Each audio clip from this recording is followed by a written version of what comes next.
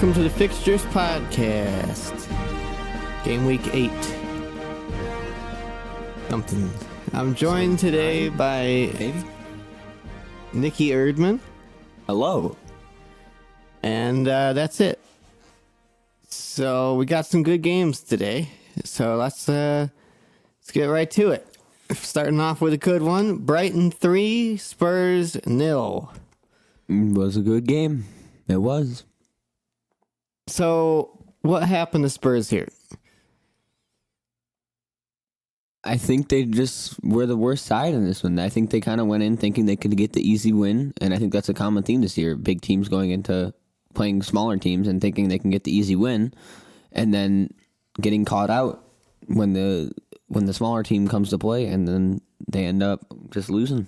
Do you think this was a residual from the loss against Bayern? Yes. I think that was a morale killer. And my third question for you. Do you think Pochettino will go? Does this put his job at risk? One game doesn't really put his job at risk. But they're not. This isn't one game anymore. I know. If he continues to perform badly, I think they will. But they lost to Newcastle. They lost has a lot to of Brighton, history there. They lost to Bayern. Yes, but he's been notably unhappy there as well, though. I know. I mean, if he needs to go, his time will come. And supposedly he's lost the dressing room completely. So yeah, so he might be on his way out then. But meanwhile, Brighton playing very well. Aaron Connolly obviously coming in. I think that was his first Premier League start. Very, very good game. He's definitely one to watch. And Brighton really just they absorbed Tottenham very well and didn't really look too bothered. So pretty impressive by Brighton beating Tottenham there. So moving right along, we got Norwich City 1, Aston Villa 5. The Pookie party is over, I think. I think Norwich kind of hit a reality check.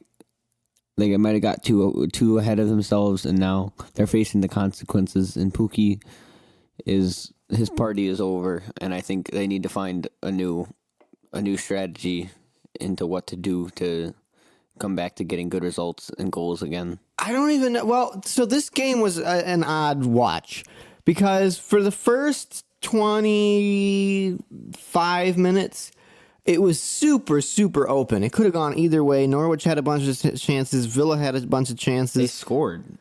Well, they scored the one. But pretty much before that second goal, it was pretty open. And, I mean, then all of a sudden, out of nowhere, Villa just started just pouring in goals. And, I mean, the last two, Hourihan's goal and Douglas Luiz's goal, were just insane. They were just from outside the box. They were just trying everything and anything because everything was coming off for them. It was honestly pretty amazing that the shots they were making. Kind of looked like a FIFA game, not gonna lie. Yeah, there was definitely some FIFA-esque shots there. And obviously Wesley on new FIFA penalties and shooting right at the keeper. But overall, Norwich's defense was just horrendous this game. Just awful. And, I mean, McGovern had a bad game, but so many times, I mean, both Wesley's goals, he was just unmarked in the box and was the only Villa player in the box. It was shocking.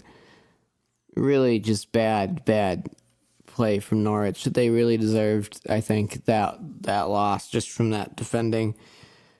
I think they were on their third string goalkeeper, so that's a little bit to be expected almost. But yeah, that's troubling for Norwich. And you'd think that's not the game that Norwich can lose, especially that badly, because one of those teams is probably going down.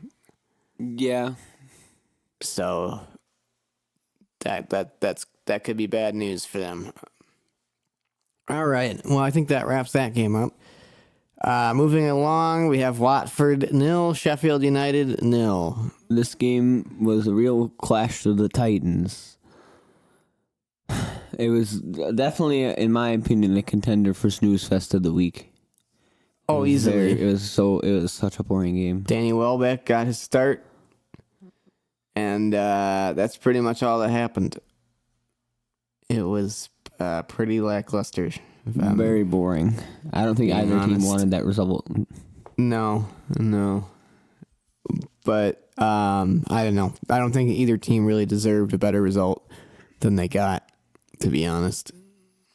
So, all right. Well, that was the snooze fest. So moving right along, we have Burnley 1, Everton 0. Everton is going into more turmoil, and something really needs to change there, and it needs to change fast, I think. Yeah. You'd think that Marco Silva's gone. I mean, they are...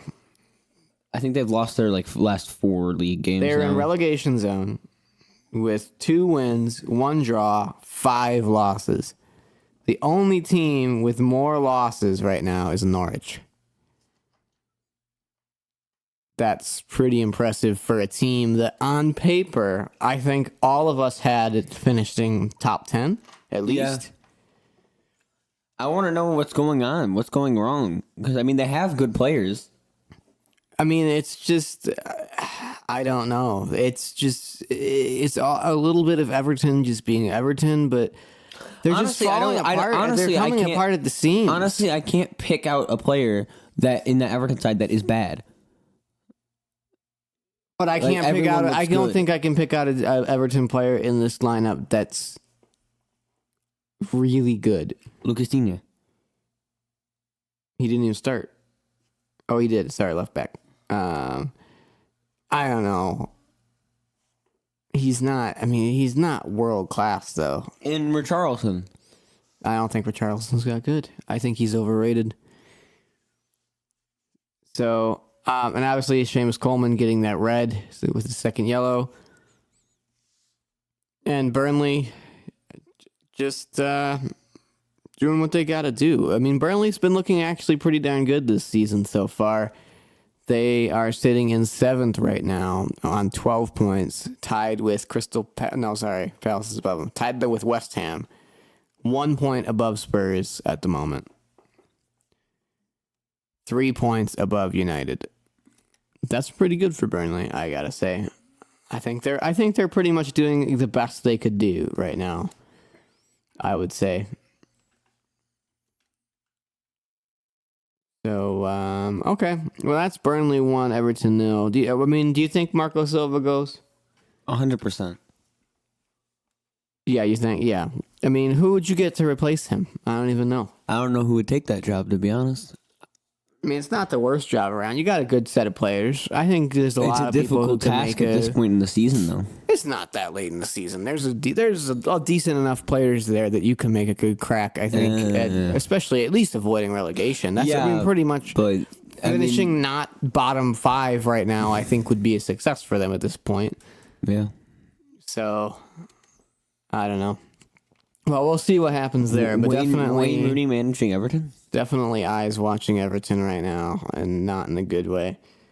Moving on, we have Liverpool 2, Leicester City 1. Leicester should have won this game.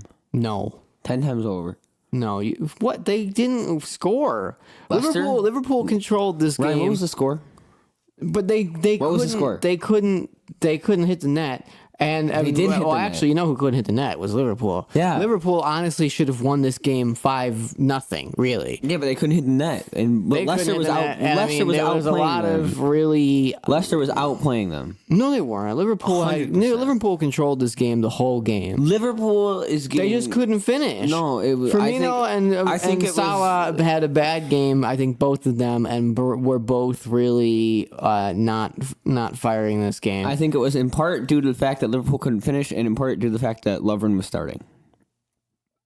I don't think he was that bad. But I think they should have lost this game. They were the worst. They were the worst side there, and they're getting lucky. They were not the worst side. This was at most a draw. They weren't the worst side. Honestly, I think these teams were evenly matched. As soon as Sadio Mane's goal went in, I knew that Leicester was going to score a game themselves. But I think, This is pretty much an unchanged lineup from the Champions League game on Wednesday. So to play this almost the same starting 11, these players are going to be tired, and I think they showed it a little bit out there for sure. But that brings us to the 95th minute. Liverpool gets awarded a penalty. First, that was a controversial penalty. I don't think it was that controversial. I don't think it was.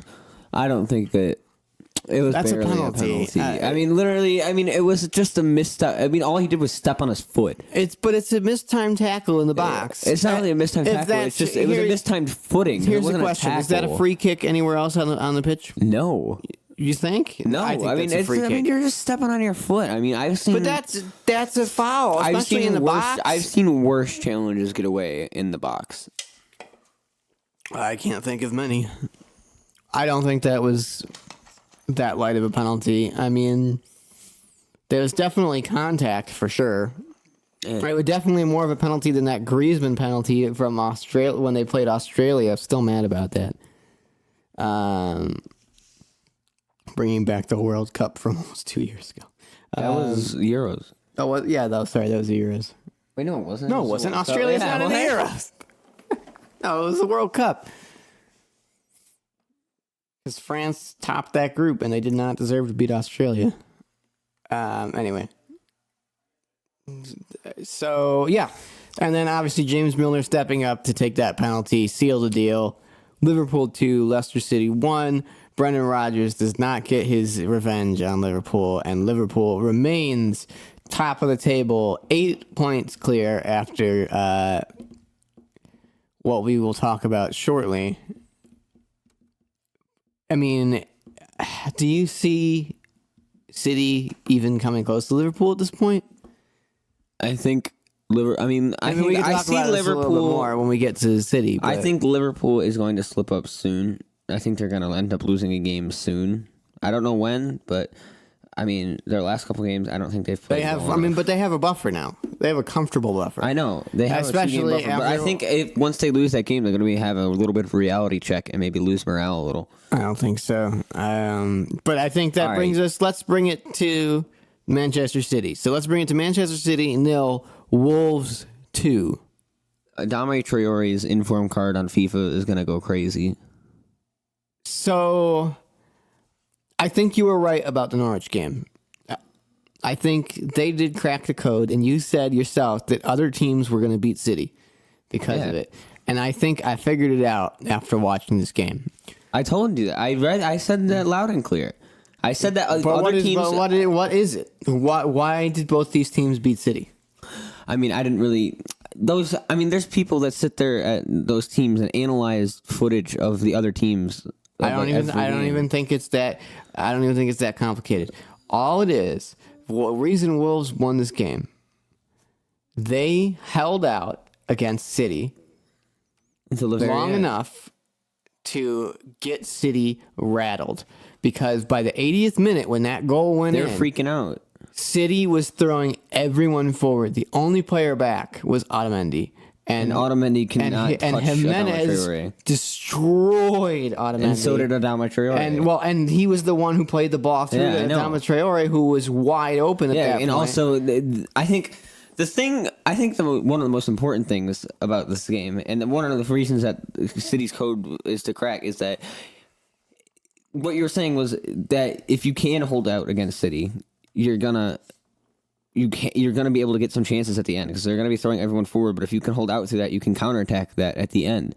And I think that having a really, really, really pacey player like Adama Traore up there at the end when they just have like Otamendi back or John Stones back or whoever, then Fernandinho, I believe John Stones is in. Yeah, he is.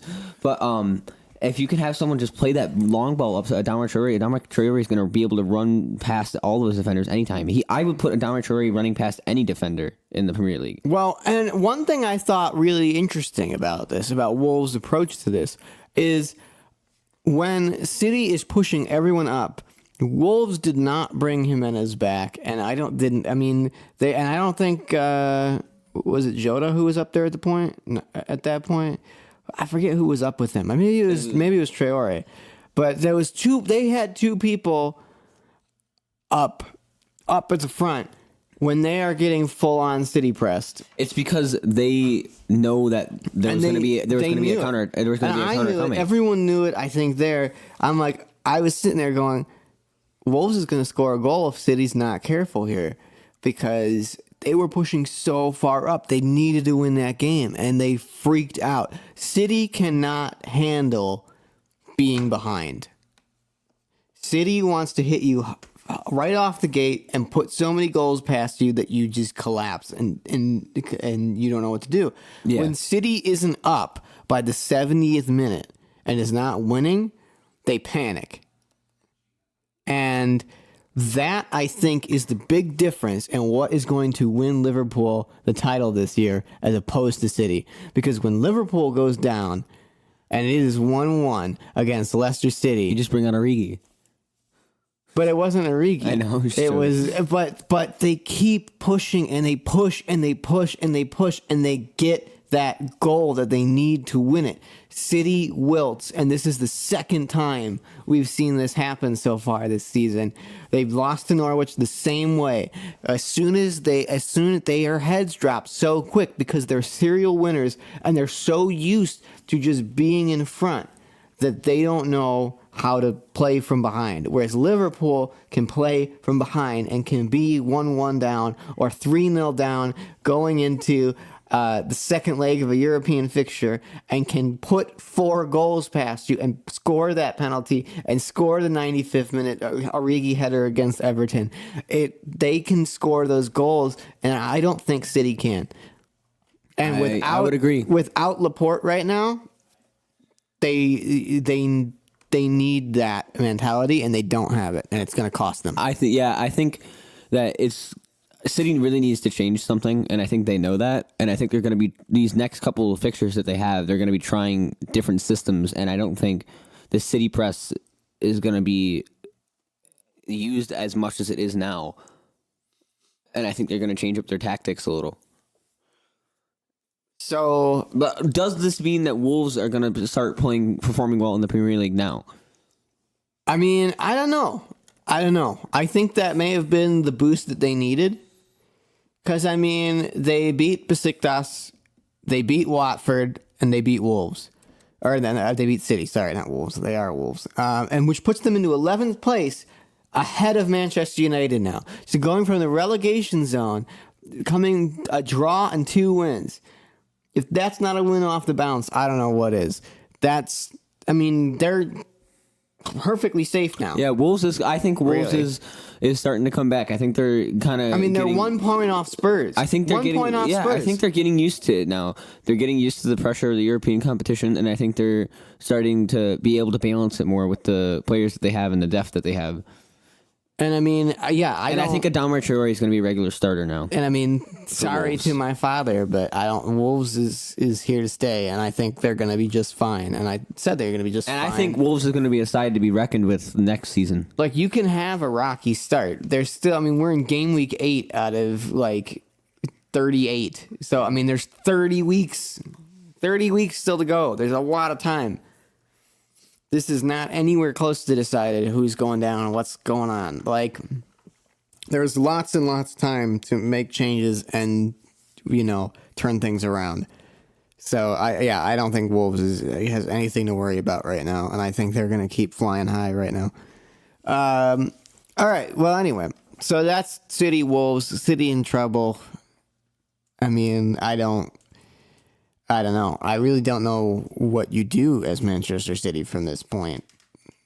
You need to rework your tactics because the City press isn't working, and teams what would you do? What would you do? You need to figure out a new tactic. You need to be trying new things. You need to be experimenting because the City press isn't working anymore. All right, you're Pep Guardiola. What do you do? I would say I think they're going to start playing a more possession game in the middle and working it into the box instead of this throw everyone forward. I think they're going to play a lot more patient, and I think they're going to, instead of trying to win 5-0, I think they're going to try to win 2-0. All right, interesting. Nikki says go take attack of possession. I think that will fit the players that they have. I could see that. But I don't know if that's what Pep has been pushing, and I don't know. That is That's the that would be a problem. big That's not. switch. But I mean, if they were to do it, I think it might pay off, or it might blow up horribly. Anyway, moving along. West Ham 1, Crystal Palace 2. Yarmolenko looked amazing in this game. I don't know if you were watching it, but Yarmolenko looked absolutely phenomenal in this game. Another goal for Sebastian Haller. But all in all, Crystal Palace coming through, Jordan Ayew and Patrick Van Aanholt scoring the 2 goals that Palace needed to beat West Ham at home. I was really impressed West with Yarmolenko in this game. Yeah, he played well.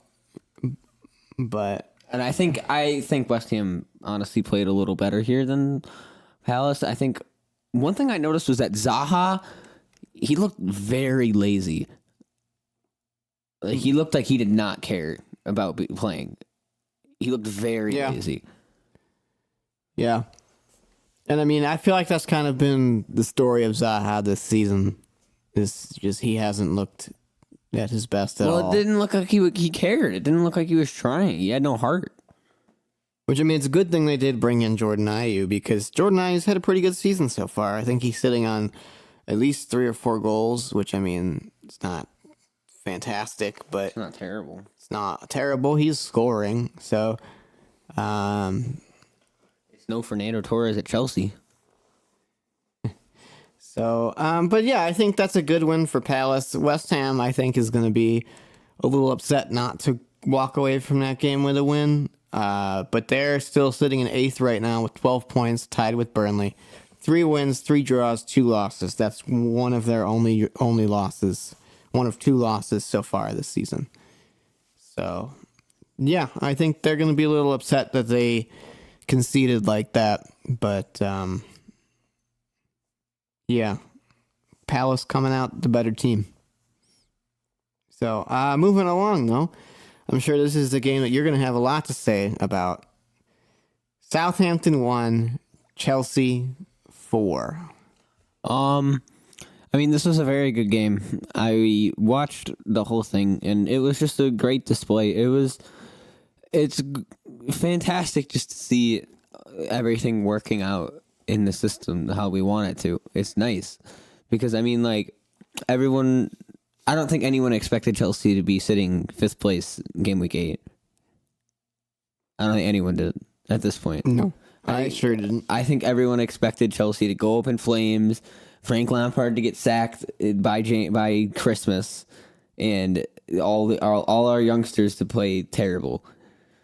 I certainly did not expect all of them to be fantastic. They are all fantastic. Surprise. I mean, I called it at the beginning of the season in the preseason prediction. I said that Tammy Abraham is going to be our number 9. He's going to be our starting striker. And then you didn't believe me when I said Mason Mount was going to start this year. And Mason Mount has scored in so many games. No, I did not. I did not anticipate this at all, and I will concede that I was definitely judged. I thought they might win a couple games and the kids would play well, but I did not think that the magic was going to last this long. No, it's because it's not magic. It's because Frank Lampard knows how to work with the young kids, and he knows that they are capable. And I think what he's doing is he's blending the young kids into the squad with the more experienced players. For sure. Because he's not. If you look at all the press conferences that he has and stuff, he's not hyping up the kids like crazy. The people that he's hyping up are the older people. Like, he hypes up Willian all the time. Like, he says Willian is the best player in any game that he's on the field. And that's because he's making such an impact on the kids, on the younger kids. Because he's being the leader, he's being the example for them, and he's helping them. And, I mean, so do you think that Mason Mount looks like a young Frank Lampard? 100%. I mean, it's like eerily similar, their play styles. I think Frank Lampard did that on purpose, almost. Well, of course. I mean, this is the second season he's worked under him right now, right? Yeah. And I don't think you could pick out another player that would be closer to Frank Lampard. I mean, they're both English. They're both around the same, like, body type. And I mean, Mason Mount does exactly the same thing. He gets into the box ahead of the striker, and he's not afraid to get ahead of the striker and play ahead of the striker. and he has the ability to finish. Like, he can finish really well. He has the strike of a striker, but the talent of a midfielder and the playmaking of the midfielder. Yeah, he has been very impressive. Obviously, another big talking point: Callum Hudson-Odoi coming back into the side. Yep, and as he a got starter. an assist. And I think He played very well that he game. did. And he was a little hard done by not to score. I think he had he was one saved he was by angry. He was angry. I Angus think. Gunn. I think Callum Hudson-Odoi is going to start kind of being a regular in this Chelsea squad. Oh, for sure. I mean, I think this was the best looking. And I think this is the best looking 11, barring Kurt Zuma, that you could put out. Yeah, I don't know why Christensen still isn't starting over Zuma. I think didn't he play over the week? I'm not sure. I think he did. I think that he was just being rested. But because I mean, that center back pairing has been Tamori's rotated been out good. a lot. Yeah, Tamori has been. I think Tamori was one thing I did not expect to really see in the side this year. I did not expect Tamori to be making this many appearances and starting so many games. But I mean, he's been playing really well. He's impressed me. I am surprised that he's played as well as he did, and I think with Callum Hudson-Odoi being back and fit and playing so well, I think that's trouble for Christian Pulisic. Oh, for sure. And I think if Christian Pulisic does not start performing well, he is going to see himself just on the outskirts of this team, and it's going to be hard for him to come back in. He did come on, and he did get a very good assist to Batshuayi's goal. I mean, it was good. He played well. I think Callum Hudson-Odoi and Pulisic played almost exactly the same. But Callum Hudson-Odoi is younger and English. Yes, they're the same age. Are they? They're No, both they're 20. not. They're Really? both 20. I thought Callum Hudson-Odoi was younger. No. No, Callum Hudson-Odoi is 18. Oh yeah. Okay, but I mean, Christian Pulisic isn't that like. There's not that much of a difference. No, but still, that's. I mean, what 2-3 years? Yeah. It's I mean, 2 years. 21, 3 years. Yeah. 3 years difference. It's- So that's 3 years playing at a Premier League level that Callum Hudson-Odoi could have that Pulisic does not. I mean, Which, granted, he's playing in Dortmund in Germany, but still. I think what we're gonna start seeing happen is Callum Hudson-Odoi is either gonna shift over to the right and Pulisic is gonna come into the left. I think that's gonna come at a later point in the season, or it's gonna be just Pulisic coming in for Willian. Because I think Frank Lampard is trying to find someone to replace Willian because he knows Willian is going to go soon. Well, I think Because Pedro is more. Well, Pedro's not even in the squad. Well, I know, but I think he's more the replacement first, I think. Yeah. Well, Pedro's definitely the first because his contract ends at the end of the year. And so I think Right. everybody knows Pedro's leaving at the end of the year, and we don't really need Pedro anymore. We have Hudson-Odoi and Pulisic. Honestly, I don't see a way back for Pedro. I don't either. I mean, anytime he plays, he's amazing, and he's a really good player, but I think he's just too old now. And I think the same thing is starting to happen to Willian, because Willian's, I think, almost 31 now. He's 30. But it's the same reason that I don't think Giroud is going to make his way back into this team. Giroud's not making his way back in this team. It's not that he's a bad player. And I think, and Michy Batshuayi has scored more goals than Giroud has as a sub, honestly, so far. And I think Michy Batshuayi is playing really well too. And I think I'm really happy to see that he's playing in Europe as well, and over Abraham. I'm glad we're using him there. I'm glad he's getting some use and he's not just sitting on the sidelines anymore. And Tammy Abraham scoring again.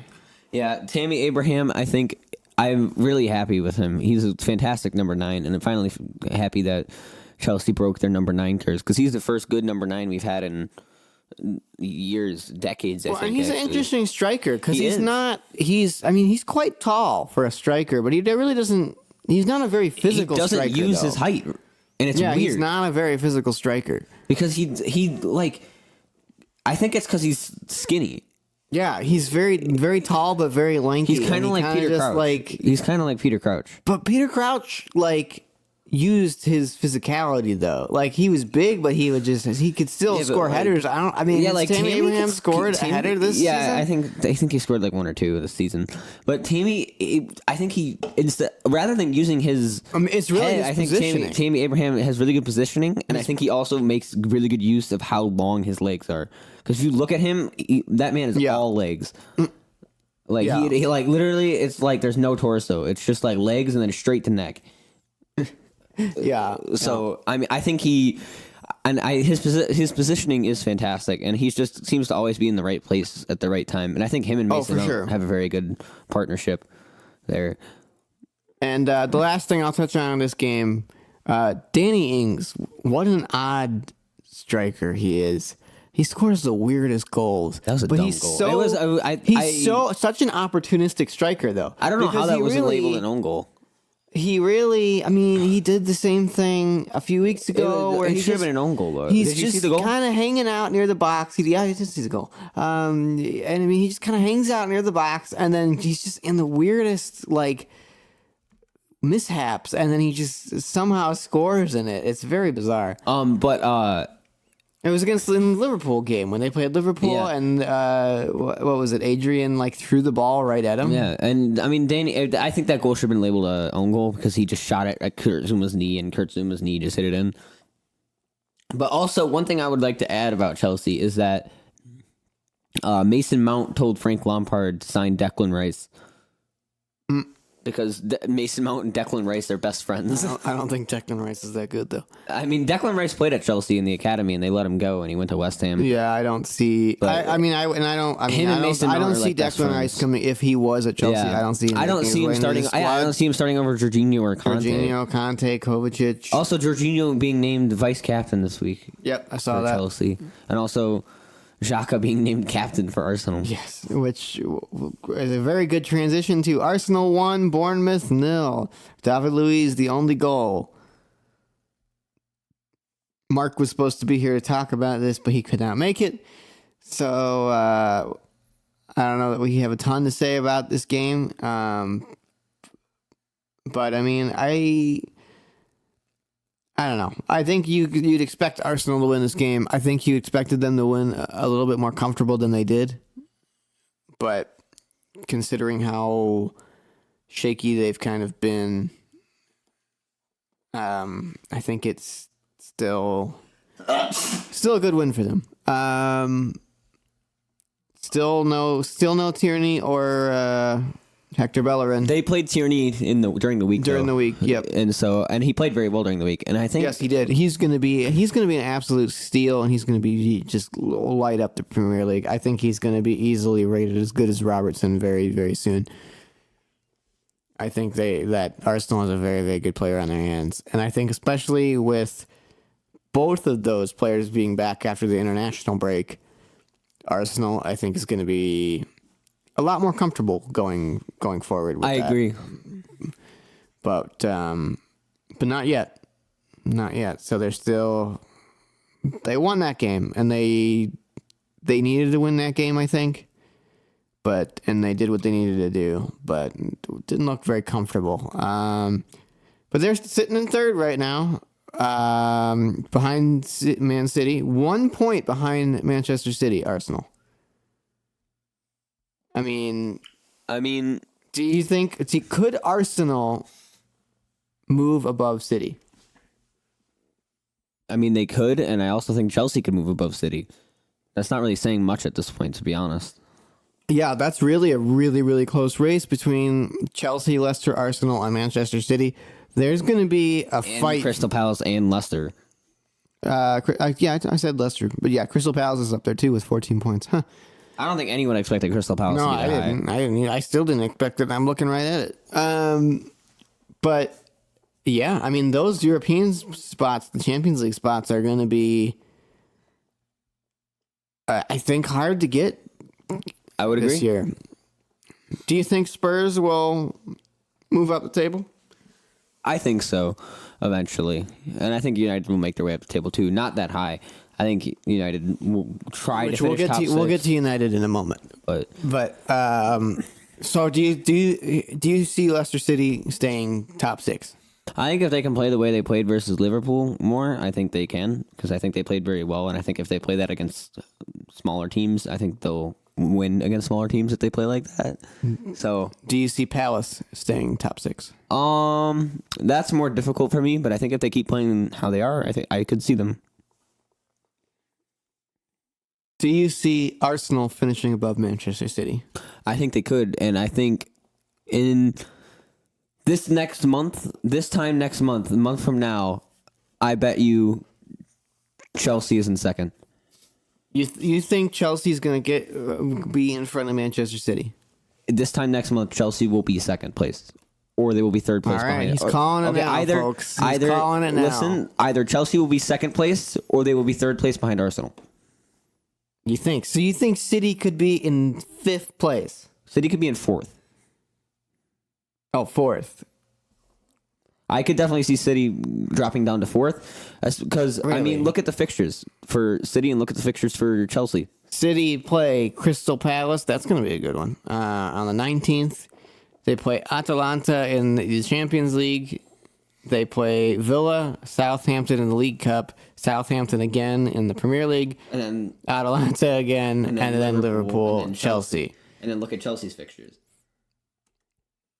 Chelsea, meanwhile, plays Newcastle, Ajax in the Champions League. That'll be a good game. Burnley, United in the League Cup, Watford, Ajax again. Really, what's with the doubles like that? Both teams, and Palace, And then City. I think Chelsea has a much easier fixture schedule. I think that playing Ajax though might take a lot out I of don't them. think so. Ajax isn't as good as last season. No, but they're still good. And then wait, let me see Arsenal's fixtures.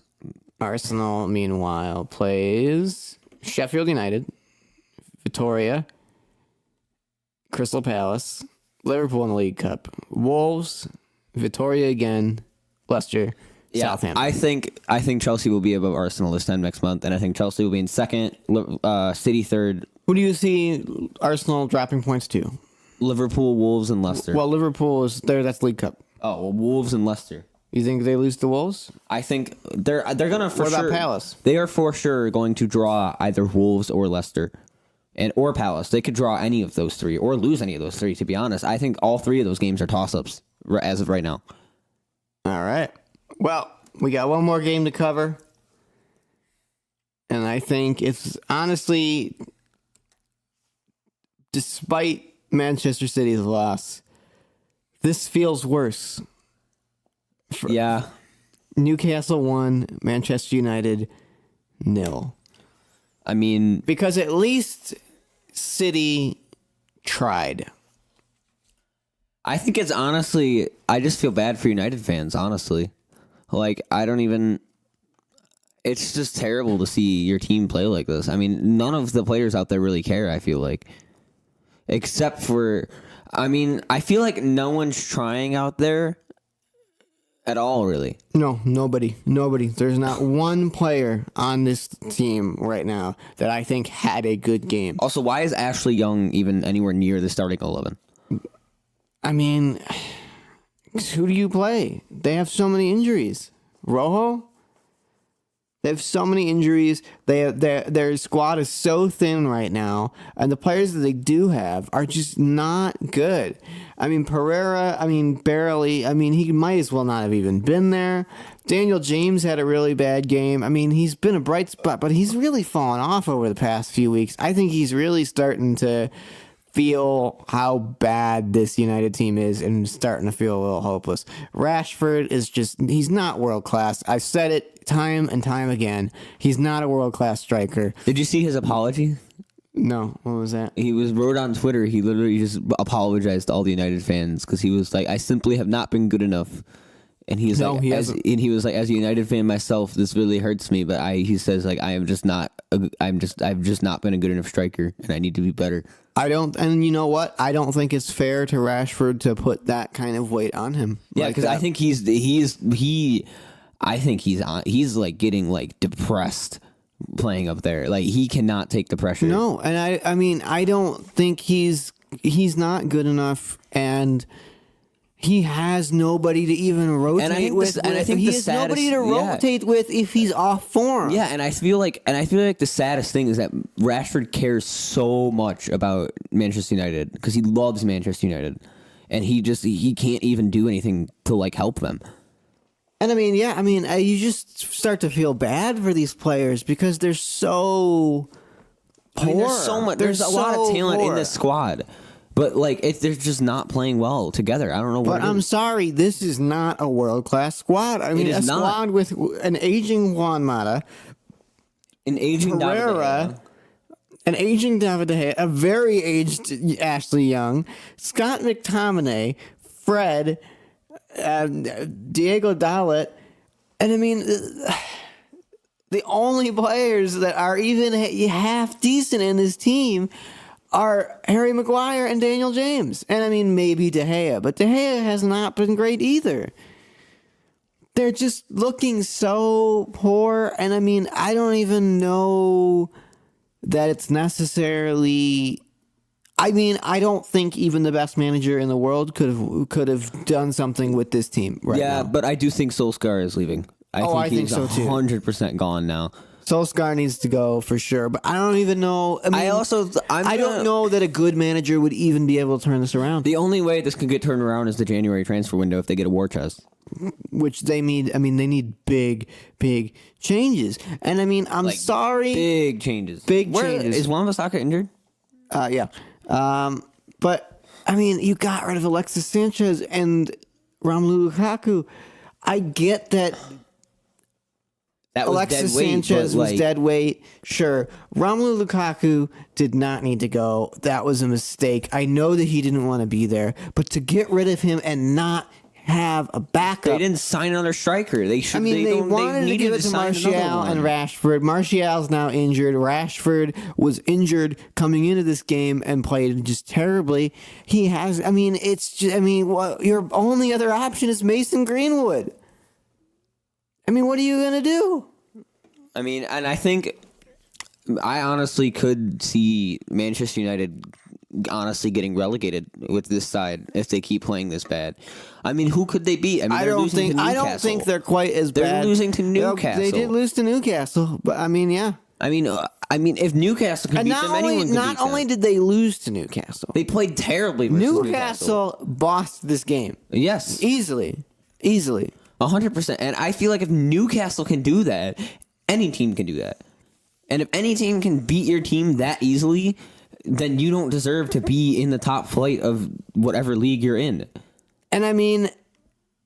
And I think I would honestly not be surprised if Manchester United ends up pulling what Newcastle United did a few years ago, which is where they were a very famous, very good team that had a lot of good players in the past, but they just had one bad season, they slipped up, and then they get relegated.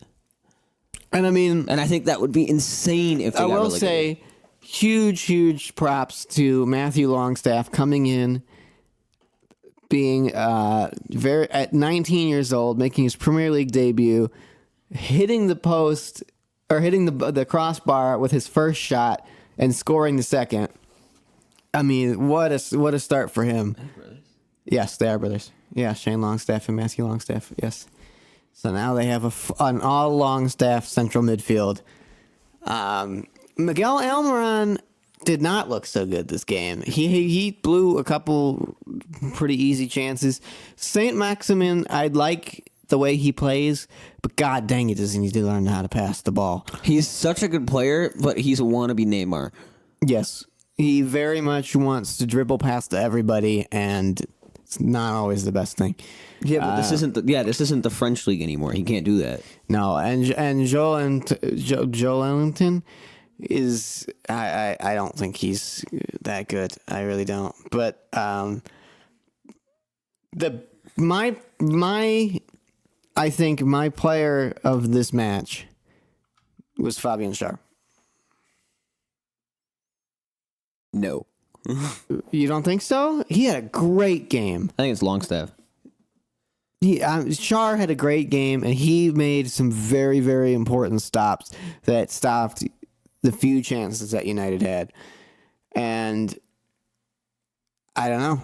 I would give this to Fabian Schär for sure, that he was the best player. Harry Maguire had a terrible miss in the first half. He put an easy open header wide. So I think from a broad perspective, if you own Manchester United right now, yeah, we covered that.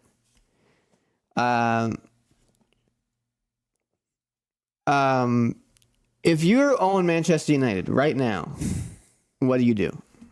Sell it. I mean, what would you do to turn this around? Sell Would it. you bring in a manager, new players? They need a new manager. Who would you bring in? New manager, and they need a war chest. They need so much money just thrown at the side. Who do you get rid of? Who stays? Like players wise? Players wise, manager wise, who do you bring in? I mean, obviously, there's a lot of work to be done here. Get rid of Solskjaer, bring in like Pochettino or something. Do you think they can make a shout for Pochettino? I think that could happen.